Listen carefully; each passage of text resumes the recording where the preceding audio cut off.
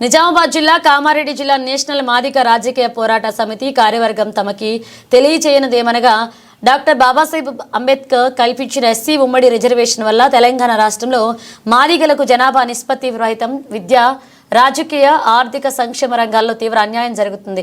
కళలలోని మాదిగలకు 10% రిజర్వేషన్ వాటా కల్పించాలని మాదిగ రాజకీయ పోరాట సమితి వ్యవస్థాపక అధ్యక్షులు బిఎన్ రమేష్ మాదిగ నాయకత్వంలో పనిచేస్తున్న ఉమ్మడి నిజామాబాద్ జిల్లా కార్యవర్గం కోరుతున్నాం. ఆర్ బాగయ్య మాదిగ రాష్ట్ర ఉపాధ్యక్షులు, ఈ కార్యక్రమంలో డల్లా సురేష్ మాదిగ, నిజామాబాద్ జిల్లా అధ్యక్షులు చిట్యాల సాయన్న, కామారెడ్డి జిల్లా అధ్యక్షులు సానుగంటి సాయన్న పాల్గొన్నారు. న్యాయం చేయాలని కోరుతున్నాము. లేదా కాంగ్రెస్ ప్రభుత్వం సీఎం గారు పంపిస్తే మాదిగల దెబ్బతో తప్పదని మేము రాష్ట్ర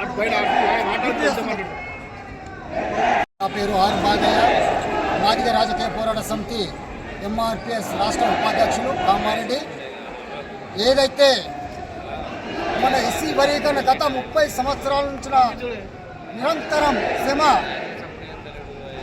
ఇవాళ సుప్రీంకోర్టు ఏదైతే 30 సంవత్సరాల నుంచి న్యాయమైన పోరాటం ఇది చేస్తుర్రో అని చెప్పి దృష్టిలో పెట్టుకొని ఇవాళ ఎస్సీ వర్గీకరణ చెయ్యాలని ఇవాళ వాళ్ళు మనకు చెప్పడం జరిగింది.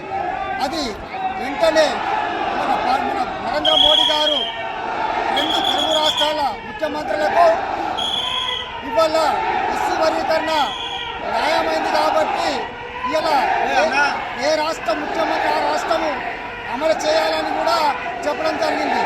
అయితే అది వెంటనే పార్లమెంటులో రేవంత్ రెడ్డి గారు అసెంబ్లీ సాక్షిగా ఎస్సీ వర్గీకరణ న్యాయమైందే కాబట్టి అన్ని రాష్ట్రాల కంటే ముందు మేము తెలంగాణ రాష్ట్రమే ఇది ఎస్సీ వర్గీకరణ చేస్తామని కూడా అసెంబ్లీ సాక్షిగా కూడా మాట ఇవ్వడం జరిగింది.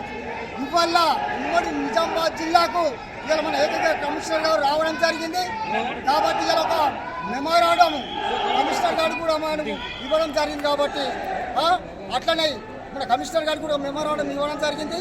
కాబట్టి ఇది కూడా మనకి ఇప్పుడు కమిషనర్ గారు కూడా దృష్టిలో పెట్టుకొని ఎస్సీ వర్గీకరణ అనుకూలంగా తొందరగా అమలు చేయాలని మేము మా యొక్క మాదిగ రాజకీయ పోరాట సమితి నుంచి కోరుతున్నాం.